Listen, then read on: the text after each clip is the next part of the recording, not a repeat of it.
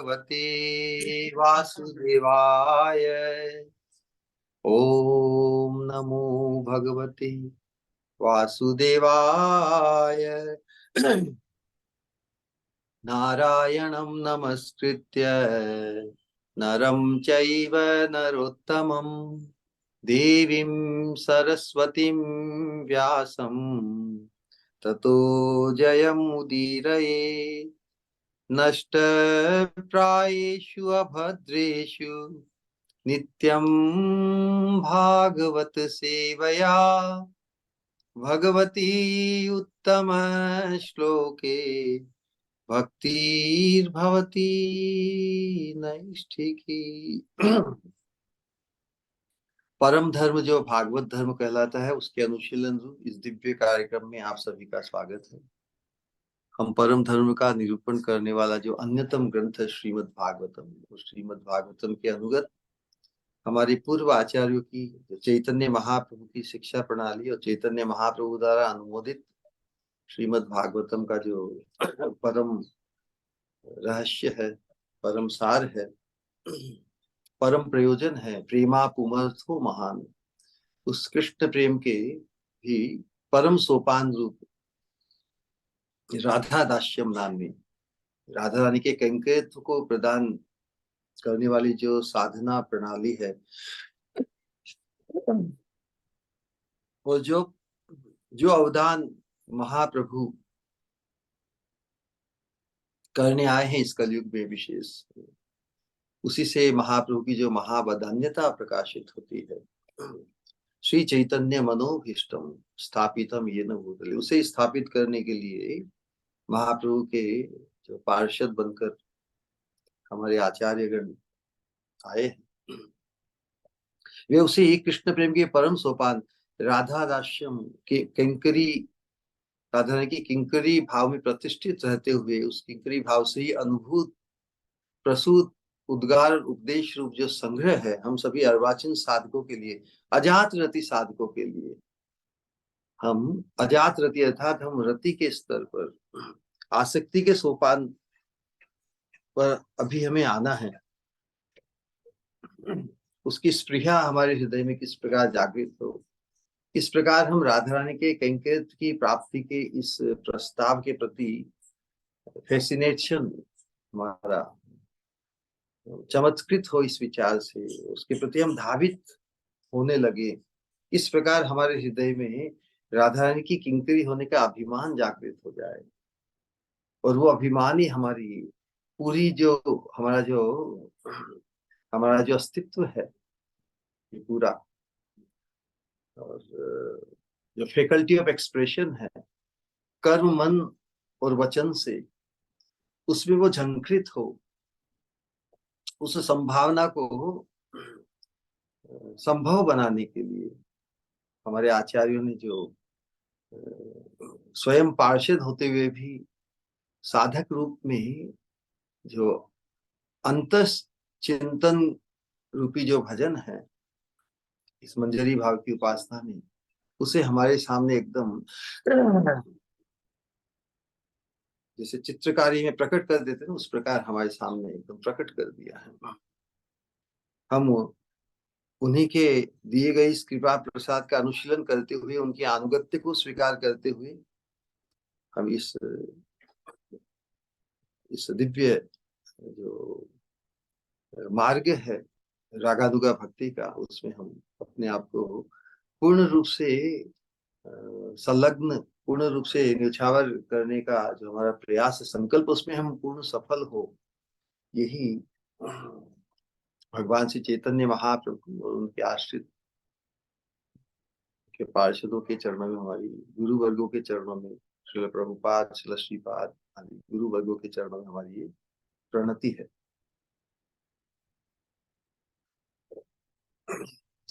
वास्तव में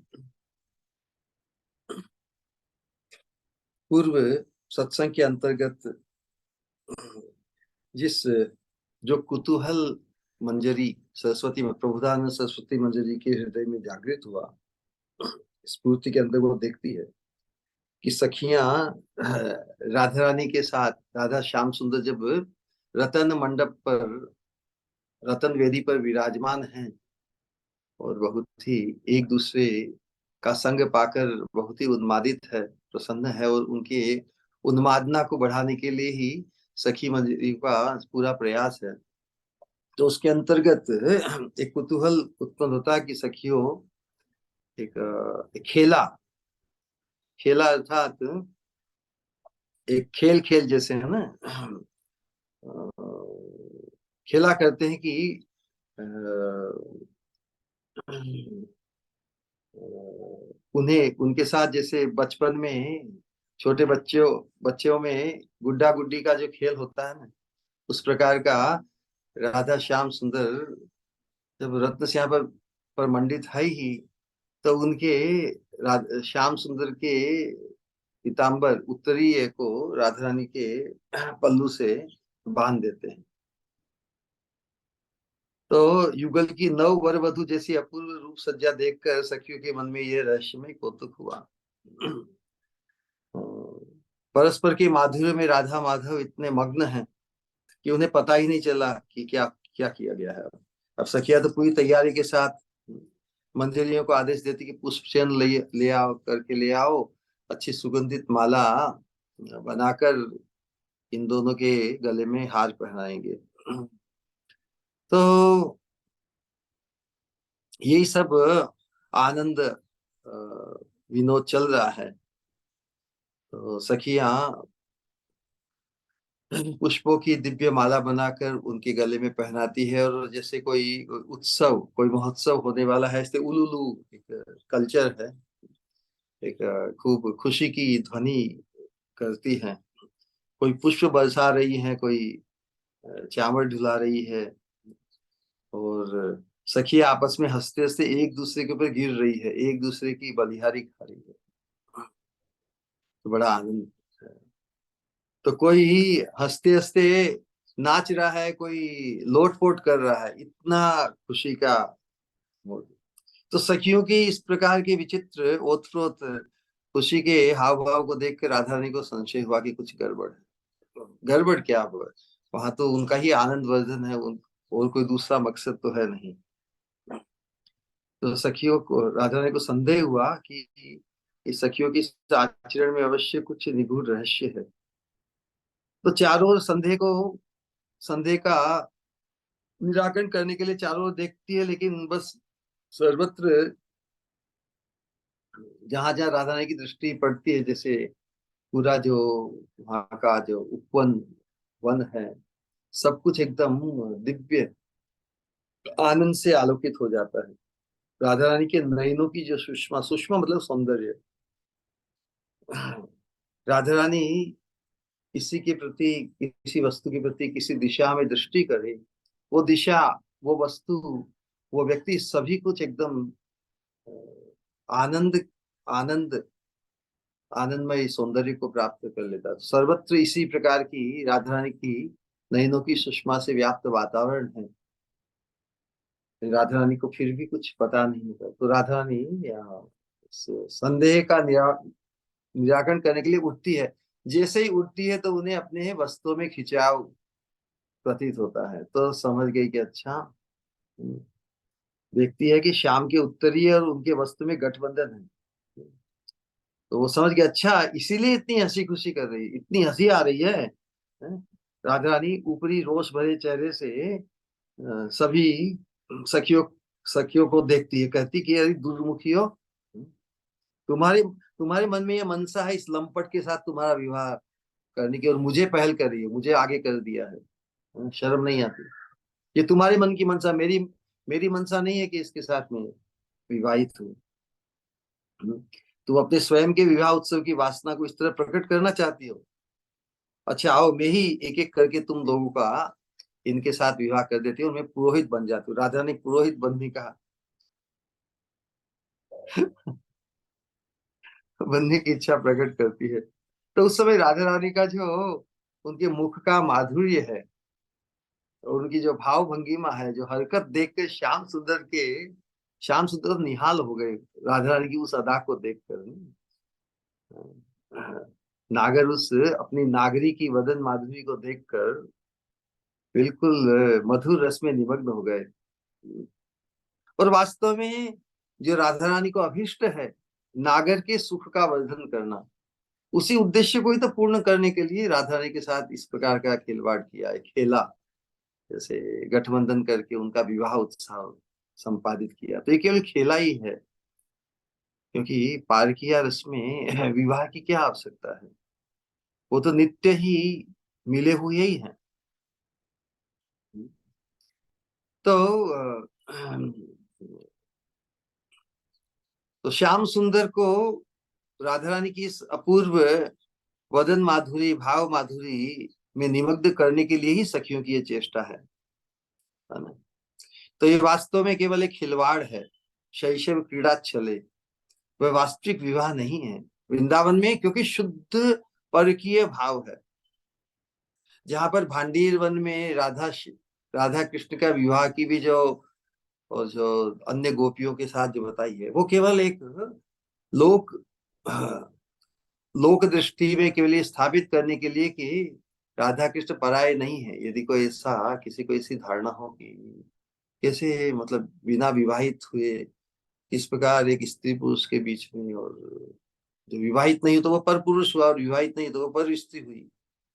वास्तव में शुद्ध माधुर्य ब्रज में है विवाह का। या कोई उसे गंधर्व विवाह की रीति में भी विवाह उत्सव करके व्याख्या करें, क्योंकि बहुत से स्वकीय पक्ष वाले भी ब्रज में है ना, बहुत से उपासक। निम्बार्क संप्रदाय में स्वकीय भाव ही प्रशस्त है, वो परकीय भाव की महिमा और उसकी रहस्य से अपरिचित है। तो उस दृष्टिकोण से बहुत बार ऐसा किसी को शंका हो कि राधा कृष्ण विवाहित क्यों नहीं है, आवश्यकता ही नहीं है। विवाह विवाहित तो वो होते हैं जो दो हो अलग, उनको दोनों को एक करने के लिए उत्सव विवाह है। लेकिन जो नित्य ही चिन्ह युगल है, उनके लिए विवाह की आवश्यकता नहीं है। इस सिद्धांत का निरूपण किया गया। खेला खेला में ही इस प्रकार की बात होती है। और यदि राधा रानी इस विवाह का अनुमोदन करे, इसका मतलब फिर तो परकीय रस की हानि होगी। श्री राधा रानी के जानने से ही शुद्ध परकीय रस की हानि होगी। राधा रानी लौकिक दृष्टि के हिसाब से अब लुक छिप कर और अनेक प्रकार की अटकलें और सभी को वंचित करके, सास नजर को वंचित करके, राधा रानी उस पारकीय भाव में ही प्रतिष्ठित रहकर श्याम सुंदर भी वो जो अनंत काल से जो विशुद्ध प्रीति है, संबंधानुग नहीं है। ब्रज में जो ब्रज गोपियों की, राधा रानी की जो श्याम सुंदर के प्रति प्रीति है, वो संबंधानुग नहीं है, जिस प्रकार की महिषियों की, द्वारका की रानियों की है। संबंधानुग, संबंध के अंतर्गत वो धर्म के पालन, धर्म के अंतर्गत ही भगवान के साथ व्यवहार करती है। लेकिन ब्रज गोपियों की और विशेष राधा रानी और राधा रानी के काव्य विस्तार रूप गोपियों की जो प्रीति है, वो कामानुग है। श्याम सुंदर की रूप माधुरी और सब कुछ उनका जो है, उसके प्रति सहज उनका आकर्षण। और इसीलिए श्याम सुंदर के आनंद वर्धन के लिए भी कुछ भी करने को तैयार है। संबंध आड़े नहीं आता कुछ भी। हम कहते हैं कि अपने चरणों की रज भी वो श्याम सुंदर को देने को तैयार है। तो इस प्रकार की जो प्रीति है वहां पर, फिर यदि वास्तविक विवाह माना जाएगा तो फिर वो संबंध में बंध गए ना। ये तो पारकीय, फिर पारकीय भाव में फिर जो रस का अति उल्लास होता है, हमेशा ही there is a possibility of unavailability. सब समय एक दूसरे के लिए उपलब्ध नहीं होते हो, कभी भी बिछुड़ जाना होता है। इसीलिए जब जब भी मिलन होता है तो बड़ा रोमांचकारी होता है, रस का उल्लास होता है। और ब्रज के बिना इस पारकीय भाव का अन्यत्र कहीं वास नहीं है। वो जो लोक में दिखते हैं ना, एक्स्ट्रा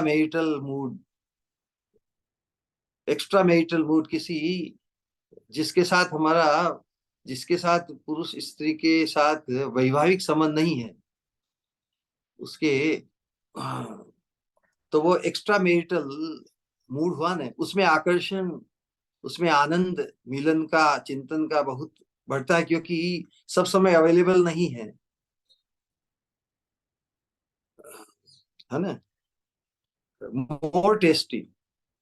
लेकिन ये रस और कहीं ब्रज के बाहर और कहीं एग्जिस्ट नहीं होता, लेकिन क्योंकि इसकी विकृत प्रतीति संसार में जो देखी जाती है, पर स्त्रियों पर पुरुष के साथ के जो संबंध है, जो बड़े ही परम दुख का कारण बनते हैं, तो जो भौतिक जगत में जो मोस्ट निंदनीय वस्तु है, वो भगवत जगत में सबसे आह्लादकारी है, क्योंकि वहां पे कोई विकृति नहीं है, वहां पर किसी को किसी से वंचित नहीं किया जा रहा है।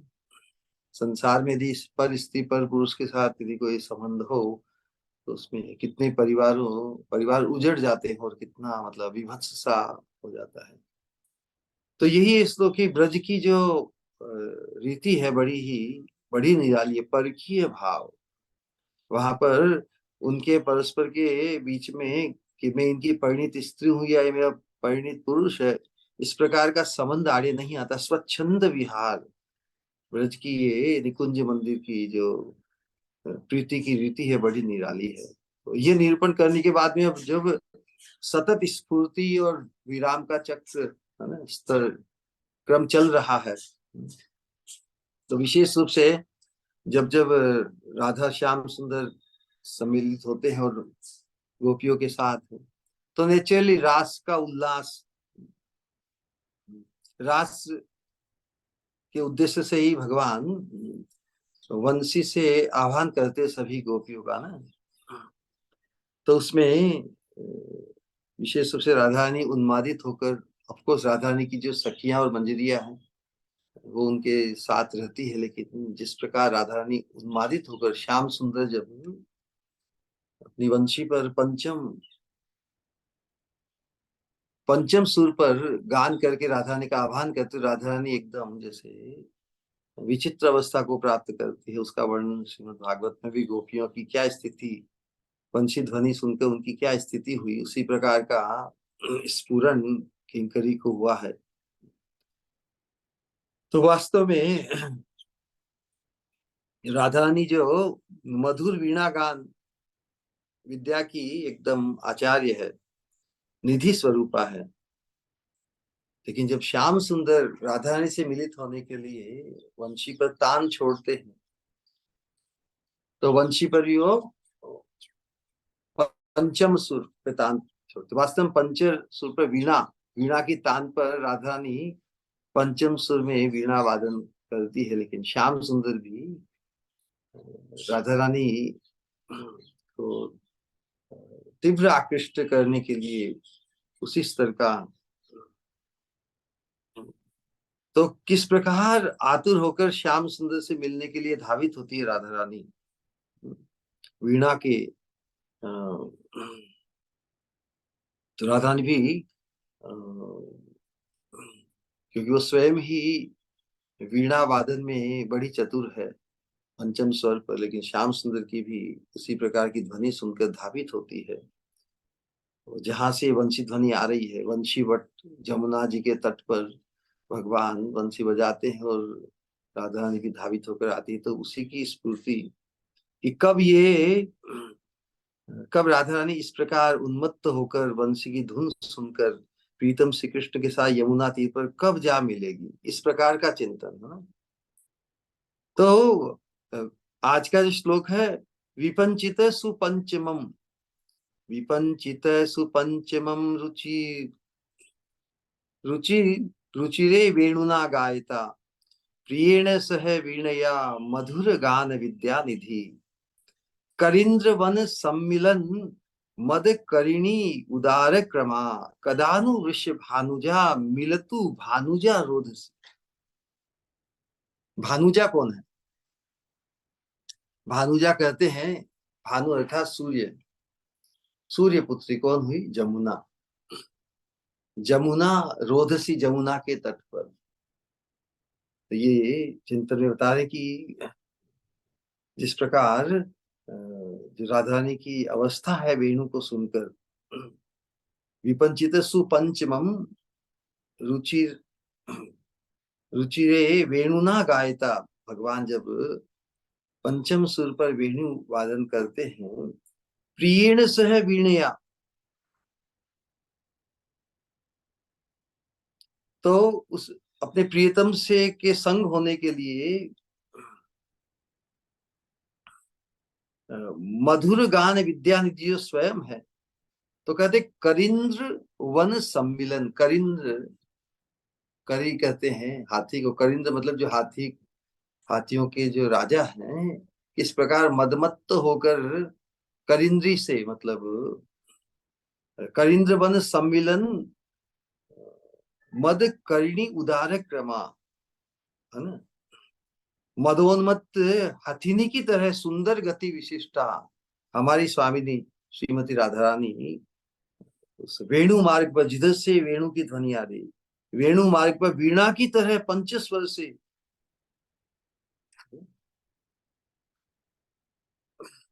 तो यहाँ पर राधा रानी का जो आह्वान है कि जिस प्रकार तुम पंचम स्वर पर वीणा बजाती हो बहुत उन्मादित होकर, उसी प्रकार तुम्हारे साथ मिलित होने के लिए मैं भी बहुत उन्मादित हूँ, बहुत उत्सुक हूँ।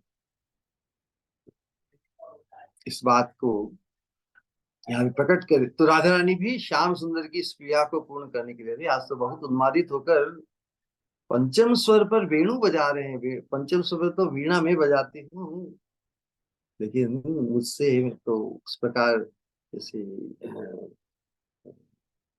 हथीनी जिस प्रकार उन्मादित होकर,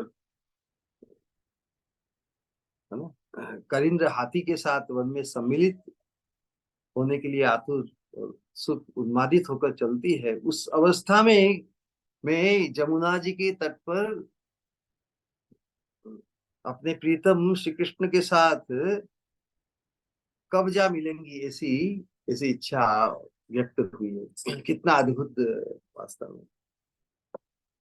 7 स्वर बताए हैं ना शास्त्रों में, संगीत में, तो उसमें पंचम स्वर पंचम जुषे मनो में कालिंदी पुलिन विपिनाय स्पृहयति, है ना। रूप गोस्वामी ने जो श्लोक लिखा है, राधा रानी श्याम कुरुक्षेत्र से श्याम सुंदर को वापस लीवा लाने के लिए करे कि मेरा मन तो उसी ब्रज वृंदावन में जमुना के तट पर जो पंचम स्वर पर तुम बंसी बजाकर मेरा आह्वान करते हो, मैं तुम्हारे पीछे दौड़ी आती थी, मधुर मुरली पंचम जुषे मनो में कालिंदी पुलिन विपिनाय स्पृहति, मेरी स्पृहा तो उसी तरह। ये यहाँ पे पारकीय रस के जो उन्माद उन्होंने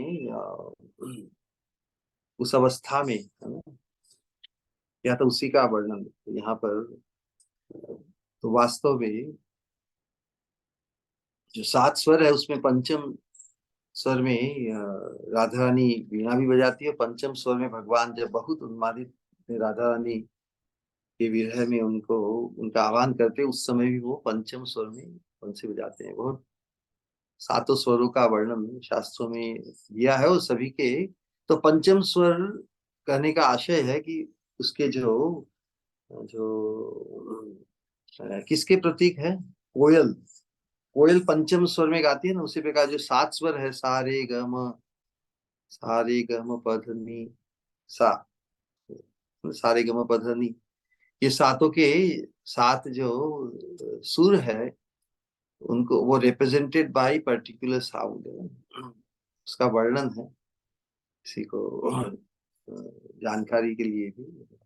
अच्छा, लेकिन पंचम स्वर कोयल का तो विशेष मधुर ध्वनि कहने का आशय है। तो इस प्रकार ये जो स्फूर्ति की धारा प्रवाहित चल रही है प्रबोधानंद सरस्वती, तो स्फूर्ति में स्वयं की कोई चेष्टा नहीं, क्योंकि वो तो वास्तव में पूर्ण आवेश में है, जातरति स्वयं पार्षद है और पूरे एकदम सिद्ध अवस्था में स्फूर्ति होती है, मतलब साक्षात उसी भाव राज्य में, चिन्मय राज्य में प्रवेश हो जाते हैं। हमें तो प्रयास पूर्वक, ध्यान पूर्वक, प्रार्थना पूर्वक क्रंदन करके हमारा भी स्फूर्ति में प्रवेश हो, थोड़ा हमारा अंतस चिंतन में हम कभी कभी विचार विचार में उस जगत में हम पहुंच जाएं, ऐसी इच्छा हमें करनी चाहिए। है ना, अधिक से अधिक हमारा अनुशीलन बढ़ेगा तो कभी कभी तो वो कहते हैं ना कि अ, जितना जहाँ पे इन्वेस्टमेंट करेंगे अटैचमेंट उधर ही जाएगा ना। तो हम कितना इन्वेस्ट करते हैं हमारे जो मनन द्वारा, अंतस चिंतन में, हमारी भावना में, हम कितनी बार इनका बार बार स्मरण करते हैं। तो जब हमारे स्वरूप से ही जब आकांक्षा उत्पन्न होगी, स्वरूप की स्मृति बनी रहेगी, तो वो आकांक्षा कब हमें राधा रानी के कैंकेत की प्राप्ति होगी, कब हम उनकी सेवा का सौभाग्य प्राप्त करेंगे, तब फिर माया के संबंध से जितने भी आवेश है वो छूटते जाएंगे, है ना। माइक संस्कार निर्मूल होकर ये जो नित्य संस्कार, नित्य संस्कार अर्थात जो हमारा नित्य आवेश है, जो हमारा नित्य परिचय कि मैं राधा रानी की किंकरी हूँ, क्योंकि रिप्लेसमेंट चाहिए ना। तो जब हम नित्य संस्कार में अपने आप को प्रतिष्ठित कर पाएंगे चेतना से, तो फिर माइक संस्कार निर्मूल हो ही जाएगा। उसे छोड़ने के लिए फिर ज्यादा प्रयास भी नहीं करना पड़ेगा, रिप्लेसमेंट चाहिए, है ना। और धीरे धीरे हम देखेंगे स्वामिनी के जितने भी रूप गुण सभी कुछ हमारे ध्यान की वस्तु बन जाएंगे। उनका ध्यान, उनका चिंतन, उनकी माधुरी, उनके श्रृंगार, उनकी साड़ी, उनका देखना, अ, उनका मान, सब कुछ, खिलवाड़, कटाक्ष, आक्षेप, जितने भी राधा रानी के जो विचित्र विचित्र भाव हैं, उनकी वैचित्री हमारे चित्त को घेर लेगी, है ना। तो ध्यान करते करते, इस प्रकार ध्यान करते करते करते करते करते जब हृदय जब परिपक्व हो जाएगा, हृदय भर जाएगा, तब वो उस भाव से, उस ध्यान से भरा हुआ हृदय तो स्फूर्ति को प्राप्त करता है। स्फूर्ति क्या है? हृदय में जब एक ही रस, उस दिव्य रस की वैचित्री में ओतप्रोत होता है चिंतन में, तो कभी कभी आंख लग जाए तो उसी समय वो जो हृदय में जो चिंतन था जागृत अवस्था में, वही फिर स्वप्न अवस्था में, वही तो स्फूर्ति स्फूर्ति में परिवर्तित हो जाती है। तो हम जो रागानुगा भजन के साधक हैं, तो हम जो हमारा जो मुख्य भजनांग है ना, श्रवण कीर्तन इत्यादि, ध्यान आदि, तो हमारा जो भजन है बाहर से श्रवण कीर्तन और अंतस चिंतन एक दूसरे को पुष्ट करते हुए हमें अवश्य ही उस भाव राज्य में प्रवेश कराएंगे। तो ये साधक के ऊपर ही है कि हम वास्तव में इस बात को कितना फील करते हैं, कितना रियल मानते हैं कि यस, हम राधा रानी की किंकरी हैं। अल्टीमेटली यही एसिड टेस्ट बन जाएगा। तो विशेष रूप से इसका रहस्य उद्घाटन की, हमारा राधा रानी में ऐसा स्नेह हो।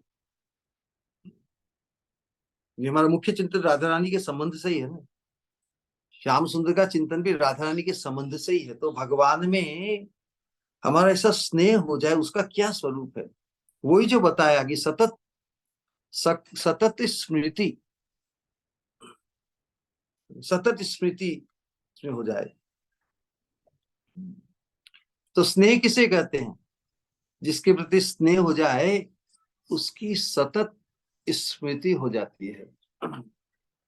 ये लक्षण है स्नेह का, यही लक्षण बताया नहीं। तो हम जो भगवान की कोई मूर्ति हो, भगवान का कोई रूप हो, उसकी अखंड स्मृति बनी रहे, जिसके द्वारा जिसके द्वारा भगवान की मूर्ति की अखंड स्मृति बनी रहे, राधा रानी की अखंड, राधा रानी की मूर्ति की अखंड स्मृति हमारे चित्त में बने रहे, स्नेह के स्तर पे होता है।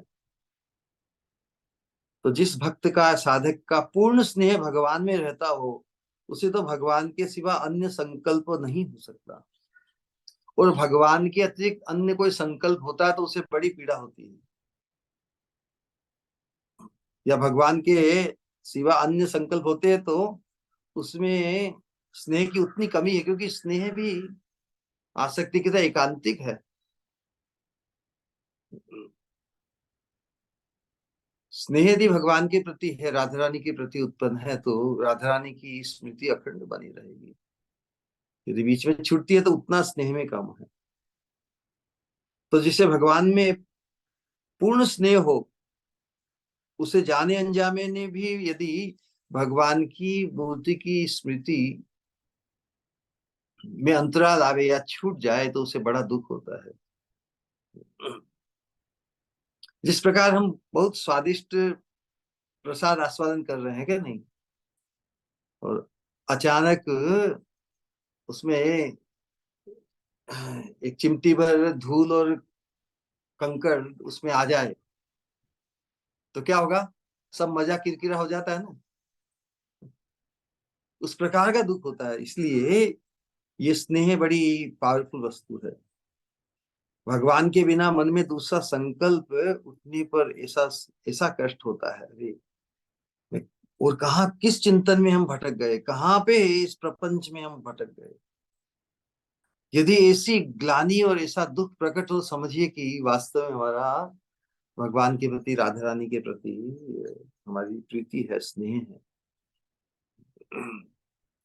ऐसी प्रीति हमारे जीवन में, इस वर्तमान जीवन में उत्पन्न हो जाए भगवान के प्रति, राधा रानी के प्रति, इसका क्या साधन है? वही तो रहस्य है, वही तो, उसे ही तो हृदयंगम करना है, उस पर मनन करना है। हर कोई डायरेक्ट भगवान को पकड़ना चाहे, राधा श्याम सुंदर का डायरेक्ट, लेकिन दृढ़ प्रीति बनी रहे, उसका कौन सा साधन है? तो वही है जो भागवतीय सिद्धांत है। सब जगह वही वही सिद्धांत बार बार लागू। सत्पुरुष का प्रसंग, सत्पुरुष अर्थात जिनके आनुगत्य में हम हैं। यहाँ पे सत्पुरुष अब जनरल कॉन्सेप्ट नहीं है। हम जिस जिस भाव की उपासना में संलग्न है, उसी भाव में प्रतिष्ठित सत्पुरुष, महत्पुरुष का सानिध्य, क्योंकि वो उस भाव में प्रतिष्ठित होने के कारण उनके सानिध्य में, उनके प्रसंग में, उनके सौभाग्य, उनकी महिमा, उनके भाव की दिव्यता का एहसास जितना हमें होता जाएगा, उतने ही प्रमाण में हमारा भी राधा कृष्ण का जो चिंतन है वो भी अक्षुण बन जाएगा। मापदंड है एक्चुअली। क्योंकि हम सत्पुरुष के अनुगत्य के बिना, उनसे स्वतंत्र तो हम डायरेक्ट उस राधा कृष्ण की प्रीति को नहीं प्राप्त कर सकते। कोई कहे कि हाँ मैंने बहुत जगह सुन लिया, इधर भी सुन लिया, इधर भी बात लिया, अब उसमें तो डायरेक्ट ही राधा कृष्ण के चिंतन में लगी रहूंगी। तो जो जो एटीट्यूड ऑफ ग्रेटिट्यूड है ना, उससे हम अपने आप को च्युत कर रहे हैं। हम पर महत्पुरुषों की, हमारे आचार्यों की कितनी महती कृपा है। क्या उसको भूलकर हम स्वतंत्र रूप से राधा कृष्ण का चिंतन कर सकते हैं? भगवान में क्या ऐसी दृढ़ प्रीति रह सकती है? नहीं रहेगी। तो इस रहस्य को हमें समझना है। तो सत्पुरुष का प्रसंग ही परमेश्वर में, भगवान में दृढ़ प्रीति होने का कारण है ना। लेकिन ये तो बहुत जबरदस्त उपलब्धि है, लेकिन हमारी जो वर्तमान अवस्था है, बद्ध अवस्था में, हमारा आवेश तो घर प्रपंच, इस देह और देह के संबंध में ही हमारा आवेश बड़ा प्रबल है। राधा कृष्ण में हमारा स्नेह उत्पन्न हो जाए, उस प्रकार की स्थिति तो बहुत दूर की वस्तु लगती है। लेकिन रहस्य तो उजागर कर दिया। यदि अपने महत्पुरुष की दिव्यता और उनकी मोस्ट ब्लेसेडनेस के प्रति हमारा ध्यान लग गया, तो उसके प्रभाव से ही हमारी भगवान में दृढ़ प्रीति संपन्न हो जाएगी। लेकिन हमारी वर्तमान स्थिति है कि देह तथा देह के संबंधियों में हमारी अहमता, ममता के जो संकल्प होते हैं, उन्हें कैसे मिटाया जाए। एक एक प्रकार के उपचार है कि हाँ भाई, महत् संग में, महत् पुरुष में हमारी प्रीति उत्पन्न होने से भगवान में प्रीति उत्पन्न होगी। लेकिन साथ में हमारी जो कंडीशनिंग है अनंत जन्मों की, संस्कारों के, दोषों की, शुभ अशुभ कर्मों की, तो किस प्रकार इस देह के और देह के संबंधियों में जो हमारी अहमता ममता है और उनके संबंध से जो हमारे संकल्प बनते हैं, उनसे उपरामता कैसे उससे उन्हें कैसे मिटाया जाए। कभी कभी ये भी चिंता में आता है, यही तो बाधा स्वरूप है। तो हमें दूहरा उपचार करना पड़ेगा। एक तरफ तो हम पॉजिटिव को बढ़ाएंगे, महत पुरुष के सानिध्य में उनके अनुगत्य हमने जो कुछ श्रवण किया, वो महत पुरुष को उनके स्वरूप से उनको भगवान के पार्षद राधा रानी की किंकरी मानते हुए, हमें तो राधा रानी की किंकरी का संग प्राप्त हुआ है। तो क्या जैसे महत पुरुष का संग करने से परम लाभ क्या आता है कि वो व्यक्ति भी महत पुरुष बन जाता है, वो भी शुद्ध भक्त बन जाता है। उसी प्रकार महत पुरुष में इस मार्ग में यदि राधा रानी की किंकरी का भाव, किंकरी दृष्टि यदि जागृत हो, तो हम किंकरी के अनुगत्य में हम भी किंकरी बन जाएंगे, है ना। तो फिर किंकरी का हृदय में जो आवेश, जो निष्ठा, जो आकांक्षा होती है, वही हमारे हृदय में भी संक्रमित हो जाएगी। ये प्रणाली है। लेकिन फिर भी हमारी तो बद्ध अवस्था में किस प्रकार हम अपने आप को समझाए कि लेकिन बद्ध अवस्था कहने का तात्पर्य यही है कि जो विपरीत भावना हमारे हृदय में बनी हुई है ना, बहुत कुछ सुनकर भी समझकर भी स्वयं को देह से अलग जो हम जीवात्मा है ऐसा नहीं मानते। हम तो जो दिखता है, जो अनुभूत होता है पंच इंद्रियों के द्वारा, वही मानते हैं। दर्पण में देखते हैं तो हमारा जो चेहरा दिखता है, लोग भी उसे देखते हैं। हमारी वाणी को लेकर या हमारे साथ जिनका संपर्क है जिस स्तर पर, इंटीमेट और अदरवाइज, तो इस देह और देह देह से ही हमारा परिचय। हम जीवात्मा है इस नश्वर, ये देह तो एक ऊपर का आवरण है। इस आवरण को हम अपना परिचय मान रहे हैं। तो किस प्रकार जीवात्मा में ये जो देह भाव किस प्रकार लिपटा हुआ है, और जो लिपटा हुआ है ये देह, इसी को ही हम स्वयं मान रहे हैं। इसी में ही आत्मबुद्धि बड़ी प्रबल है। कभी नए वस्त्र हम सिलवाते हैं, नए वस्त्र सिलवाते हैं तो किसके पास जाते हैं? दर्जी के पास जाते हैं ना। और दर्जी हमें नए वस्त्र सिल कर दे देते हैं, उनको हम पहनते हैं। तो पहनकर हम बोले कि हाँ, दर्जी मेरा बाप है, दर्जी मेरी माँ है, ऐसा कहते हैं। लेकिन जो वस्त्र को हम पहनते हैं वही मैं मानता ना कि मैं सूटेड बूटेड, जो भी वस्त्र सजा हुआ हम पहनते हैं, उस वस्त्र में हमारी आइडेंटिफिकेशन, उसमें हमारा आवेश, उसके साथ आत्मीयता कितनी प्रबल है। तो वस्त्र कहाँ से आए? दर्जी और दर्जिन से आए। तो कि हम दर्जी और दर्जिन को माँ बाप कहेंगे? ये वास्तव में दर्जी मेरा बाप हुआ और दर्जिन मेरी माँ हुई, ऐसा मैं कहूं? अरे वैसा ही मान रहे हैं ना हम, जन्म जन्मांतर में जिस देह को प्राप्त किए हैं, किसी माँ से मिला, किसी बाप से मिला है, और देह को देने वाला ही मेरा बाप है, मेरा माँ है।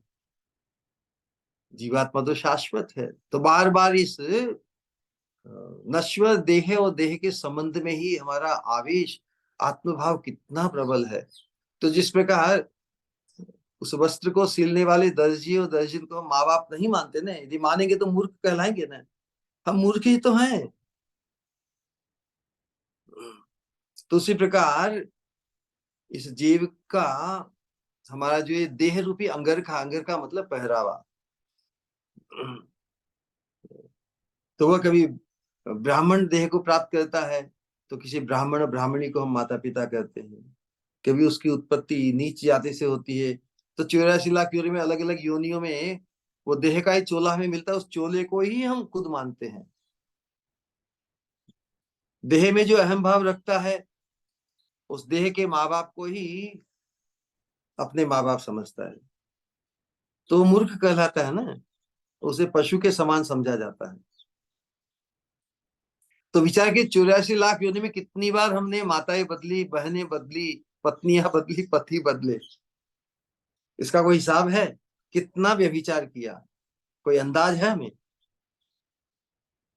तो उनमें से कोई भी तो पतिव्रता के धर्म का पालन नहीं करती ना। तो इसलिए जो इस प्रकार के संबंध को सच्चा जानता है,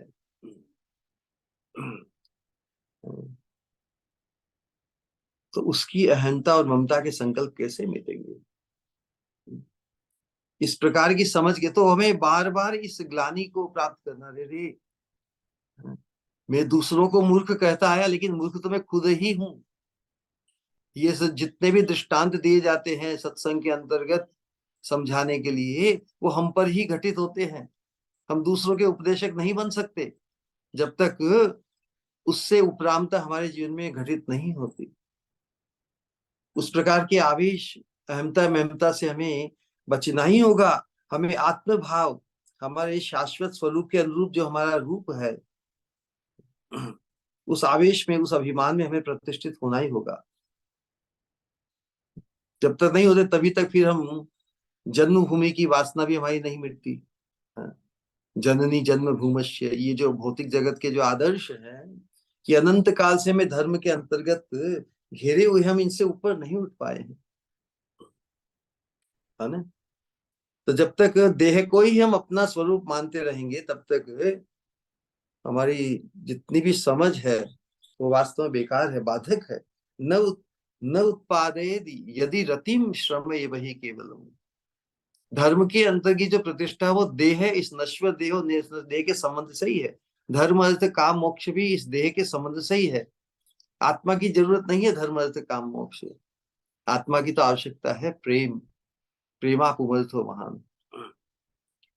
तो कहने का आशय है कि हम ये जो सत्संग में जो अनुशीलन कर रहे हैं, इसमें हमारा फोकस हमारे स्वरूप के अनुरूप जो हमारा परिचय है राधा रानी के संबंध से, उसको सतत उजागर रखना होगा।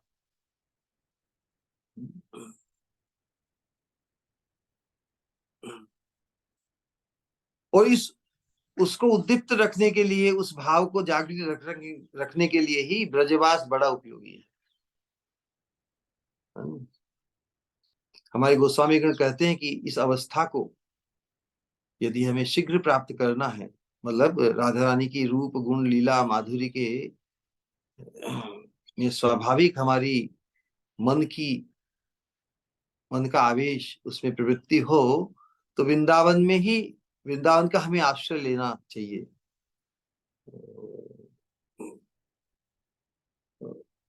काल नए अखिलम इति उपदेश सारम जो, सभी उपदेशों का सार बताया ना। तन्नाम रूप चरितादि सुकीर्त नानु स्मृत्यो कर्मेण रचना मनसी नियोजय तिष्ठन ब्रजे। देखिए, तिष्ठन ब्रजे तदनुरागी, तिष्ठन ब्रजे तदनुरागी, तदनुराग गुणा, तदनुगामी गुणानु, तदनुरागी,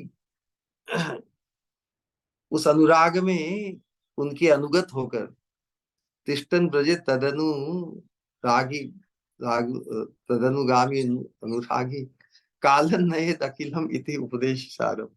सभी उपदेशों का यही सार है कि हम इस भाव में प्रतिष्ठित हो, उसके लिए उद्दीपन रूप वृंदावन का हम आश्रय लें। तो वास्तव में जिसने ब्रज में वास किया है ना, बहुत बार महिमा है कि ब्रजवास की बड़ी महिमा है। तो ब्रज, ब्रज का वास किसी साधक ने लिया है, तो उसे हमारी श्रीमती राधा रानी के रूप गुण आदि के अनुभव के लिए लालायित होना होगा। ब्रज में रहकर भी यदि हम उसके प्रति लालायित नहीं हो, तो केवल ऊपरी ब्रजवास से अधिक लाभ नहीं हो सकता ना। लाभ तो है अवश्य ही, स्थान का प्रभाव है, लेकिन उसका पूर्ण लाभ, उसका जो पोटेंशियल है, उसका पूर्ण लाभ से हम वंचित हो जाएंगे। तो जो इस प्रकार वृंदावन में रहकर उस भाव के आश्रित महत् पुरुषों के आनुगत्य में रहकर जो जीते हैं, उनको तो परमानंद प्राप्त होता है। लेकिन हम भी तो बार बार वृंदावन जाते हैं, जैसे अभी हम वृंदावन में ही रह रहे हैं। ये हमारी स्थिति क्या है? हमारी स्थिति है कि we are utterly underachieving ना। जो पोटेंशियल वृंदावन ब्रजवास का है उसके अनुरूप कि हमारी चित्तवृत्ति, हमारी वाणी, हमारी गतिविधि पूरा 24 घंटे का यदि हम विश्लेषण करें तो क्या हमारा आवेश, उस आवेश को उत्पन्न करने में हम कितना अपने आप को ढाल रहे हैं। ये दयनीय स्थिति है। ये मेरा दुर्भाग्य, जैसे महाप्रभु कहते हैं कि दुर्दैवम ईदृशम इहाजनि नानुराग है। महाप्रभु तो अनुराग में डूबे हुए हैं, लेकिन एक साधक आवेश में कह रहे हैं। अभीष्ट की अप्राप्ति में ऐसी ऐसी वाणी निकलती है कि मेरा दुर्दैव है कि मेरा अनुराग नहीं है। मेरा अनुराग होता भगवान में तो मुझे भगवान मिल जाते ना। भगवान के अनुराग से ही ओतप्रोत है, लेकिन अभिष्ट की प्राप्ति में सोचते हैं कि मेरा अनुराग नहीं, मेरा दुर्दैव के कारण। ले हमारी तो ऐसी वास्तविक स्थिति है, मेरा दुर्दैव कि मैं कुछ नहीं पा रहा ब्रज में रहकर भी। लेकिन क्रंदन करना होगा कि हे वृंदाटवी, आपका आश्रय लिया है तो आपके यहाँ तो युगल विलास कर ही रहे, वो कहाँ पर है मुझे भी उनका इंगित कर दो। कहाँ खेल रहे हैं मुझे बता दो। हम पुकार भी रहे हैं, कोई तो पुकारने से भी कहाँ आते हैं वो। तो फिर कैसे तृप्त होंगे हम। तो इस प्रकार साधक के जीवन में ये जो विरह का भाव है प्राप्ति, यही उसे धावित करेगी। जब तक हमें विरह नहीं खलेगा, अपनी दयनीय स्थिति, अपनी अप्राप्त स्थिति का बोध नहीं होगा, तब तक हम उस कृपा के लिए आतुर होकर क्रंदन करते हुए उन्हें पुकार नहीं सकेंगे। तो यहाँ पर प्रबोधानंद सरस्वती एक साधक के आवेश में उसी प्रकार पुकार रहे हैं। उस पुकार में ही तो कृपा निहित है। उस कृपा पुकार में ही राधा रानी की जो कृपा रूपी स्फूर्ति जागृत हो जाती है। तो इस स्फूर्ति में उनको रास के आरंभ की जो अवस्था है वो उसका स्फुरण हुआ है ना। भगवान भी आप्त काम आत्माराम होते हुए भी भागवत में 10 स्कंद के 29वें अध्याय के प्रथम श्लोक में बताया कि भगवान अपिता रात्रि, भगवान बोले भगवान होते हुए, भगवान सर्व समझ पूर्ण काम आप्त काम होते हुए भी अपने मद भक्तानाम विनोदार्थम, अपनी गोपियों की विनोदार्थम, उनके आनंद वर्धन के लिए उनके हृदय में भी रास की लालसा जागृत हो गई। भगवान अपिता रात्रि। तो यहाँ पर मद भक्ताना विनोदार्थम करोमि विविधा क्रिया, भगवान भी रास लीला के लिए लालायित हुए। राधा रानी रास के माध्यम से भगवान को परम सुखी करना चाहती है। तो जिस जो भाव व्यक्त होता है प्रेमी भक्तों का, उसके अनुरूप भगवान रेसिप्रोकेट करते हैं, कहने का तात्पर्य यही है। इसीलिए भगवान भी जब उनको रास की याद आती है तो भगवान के भी एकदम मन प्राण जैसे खलबली मच जाती, एकदम है ना, उन्मादना आ जाती है, चमत्कृति हो जाती है भगवान के हृदय में। रासलीला का ऐसा अद्भुत प्रभाव है। तो न केवल भगवान में उन्मादना आती है, बल्कि जो हम श्रवण करते हैं, है ना, तो हम जब श्रवण करते हैं कि भगवान रास में कितना आनंद पाते हैं और ब्रज गोपियां भी कितना आनंद पाती है, इसका चिंतन हमें भी, हमारे हृदय में भी बहुत बड़ा विस्मय आनंद पैदा करता है ना। तो सबके लिए ही आह्लादकारी है, भगवान के लिए भी। ब्रज गोपियां जो साक्षात उसमें साथी और जो उनका श्रवण करते हैं तो सबके आनंद का वर्धन करने वाली रास की स्फूर्ति प्रबोधानंद सरस्वती के चित्त में हुई है। सभी की इच्छा। तो उसके लिए भगवान क्या करते हैं फिर? वही बात कि सभी का आह्वान करते हैं। वंशी पर वीणा के पंचम स्वर पर बजा बजा रहे हैं भगवान वंशी को,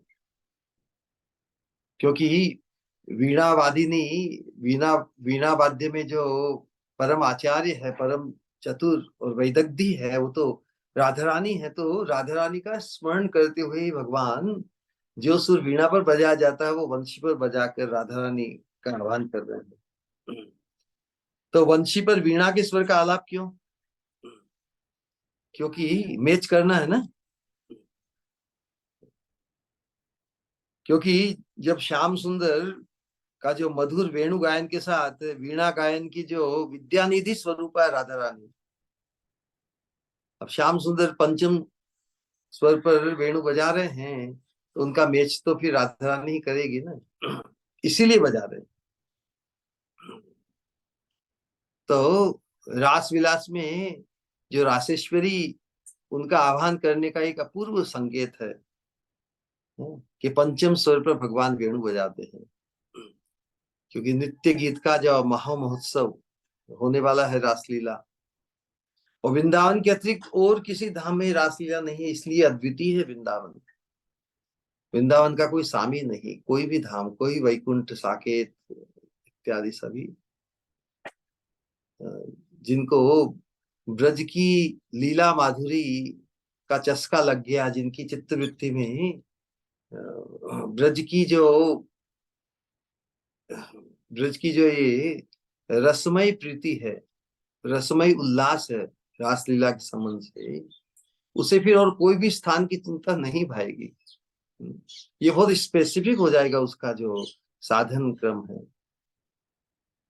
और किसी धाम की चिंता, द्वारका या इधर उधर जाने की उसके हृदय में कभी आकांक्षा उत्पन्न ही नहीं होगी। इतना एकांतिक है ये जो भजन है, बहुत एकांतिक है।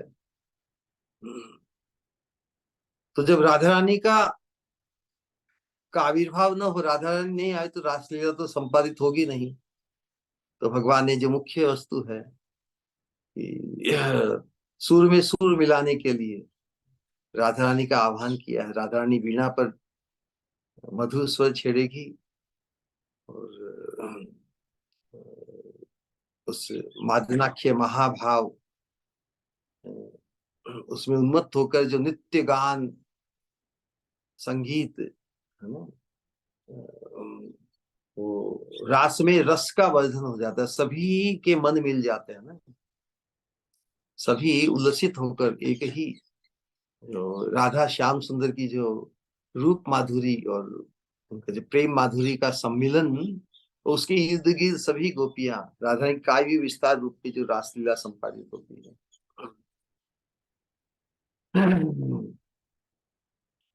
तो उत्सव इसीलिए बताया है ना कि चेतन चेतावेत में कहा है कि ऐसे तो विभुरपि सुख रूप स्व प्रकाशो भी भाव है। भगवान श्री राधा कृष्ण विभु मतलब सब कुछ ही सर्वस्व स्वयं होते हुए भी उस उत्सव रूपी उल्लास को उत्पन्न करने के लिए सखियों की या गोपियों की आवश्यकता पड़ती है। क्या उत्सव कभी अकेले में संपन्न हो सकता है? क्या नहीं होता ना, बंधु बांधवों की जरूरत होती है ना उत्सव के लिए। यदि बंधु बांधव ही नहीं हो तो अकेले में कोई उत्सव थोड़ी होता है। तो वैसे ही जो रास की ईश्वरी राधा रानी है ना, तो और भगवान भी राधा रानी के परम उत्कर्ष को स्थापित करने के लिए रास करते हैं। राधा रानी के लिए ही रास, किंतु रासोत्सव की जो उत्सवता को खिलने के लिए, खिलाने के लिए अन्य अन्य गोपियों का समागम आवश्यक है ना। तो नेचुरली जब राधा रानी आएगी, तो राधा रानी के साथ साथ में फिर सभी ब्रज गोपियां भी, उनका भी आह्वान किया भगवान ने रासस्थली की ओर आकर्षित किया है भगवान ने। जिधर से वंशी ध्वनि, वंशी वट से भगवान बजाए हैं, उसी को, उसी ध्वनि के मार्ग को फॉलो करते करते करते सभी जमुना के तट पर उधर आने के लिए धावित हो रहे हैं। वंशी सुनकर राधा रानी में एक विभ्रम नाम का जो अलंकार है, अलंकार मतलब आभूषण, विभ्रम एक भाव स्थिति है। एक वंशी ध्वनि को सुनकर जो जो रोमांच, जो उन्मादना उत्पन्न होती है, उसमें राधा रानी की क्या स्थिति है, श्रीमद् भागवत में भी वर्णन है। गोपियों का भगवान ने जब आह्वान किया, सभी घर में, घर गृहस्थी के इस कर्तव्य में लगी हुई है, लेकिन जब तक भगवान ने आह्वान नहीं किया तब तक किसी ने घर की परिपाटी और घर की मर्यादा नहीं छोड़ी। तो गोपी भाव में प्रतिष्ठित होने के लिए कोई बहुत आतुर हो तो उसे भी तब तक इंतजार करना चाहिए जब तक भगवान का आह्वान न हो। केवल जग दिखावा करने के लिए हम गोपी भाव में इधर उधर नहीं भागेंगे। गोपियों ने भी तब तक इंतजार किया, घर में ही बड़ी बड़ी आतुर होते हुए, बड़ी उत्कंठ, कब भगवान बुलाए। भगवान से मिलने के लिए परम आतुर है, लेकिन जब तक भगवान नहीं बुलाए उन्होंने अपने घर की दहलीज को नहीं छोड़ा।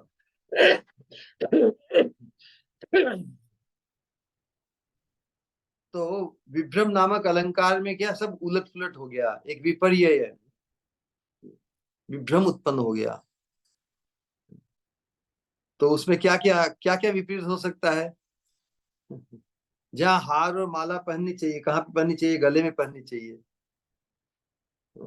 उसका अयथा स्थान, विपर्य, विपरीत स्थान में धारण करेगी। प्रबल मदन आवेश के कारण जो जहां के लिए जो जिसका स्थान है वो उलट पुलट हो गई। अब राधा रानी की भी ऐसी विचित्र अवस्था है। राधा रानी ने भी जो अपना श्रृंगार किया है अटपटा ढंग से, तो सखियां है वो तो राधा रानी के मान की रक्षा करेगी ना। तो सखियां थोड़ी मजाक करती कि अरे सखी, तो आज तो तुम्हारे जूड़े में नील रत्नों का हार, जूड़े में क्या सजाया जाता है, पुष्पहार ना। नील रत्नों का हाथ तो गले में पहना जाता है, तो जो गले में पहनने का था वो जूड़े में सजा रही है ना।